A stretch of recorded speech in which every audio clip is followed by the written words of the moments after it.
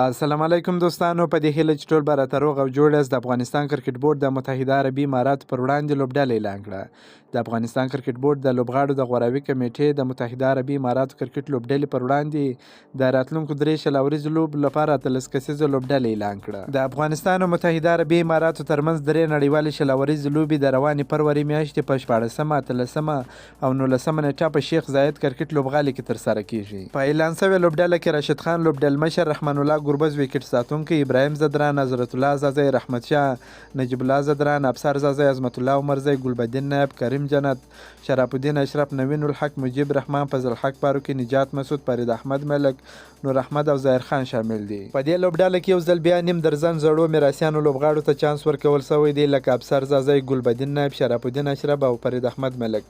دا لوبغاړي چې دي دا په تیر کې هیڅ نه دي ځلیدلي، د دوی وخت نور تیر دی، باید د دوی پر ځای باندې نور ځوانان ولوبېږي. که په لوبډله کې اخیستل شوي دي باید هم د دوی پر ځای ځوانانو ته چانس ورکول شي.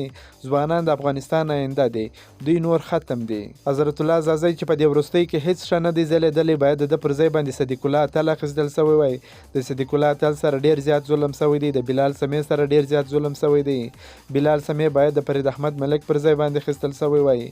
رحمت شاه زرمتی چې دی دا د 500 ورځو لوبو لپاره ښه لوبغاړی دی، ښه پارتنرشپ کولی شي، یوه دوې منډې اخیستلی شي، خو د شل ورځو لوبو لپاره بیا داسې لوبغاړی نه دی، ځکه موږ ابراهیم زدران لرو چې ابراهیم زدران بیا رحمت شاه زرمتی ته هیڅ ضرورت نشته.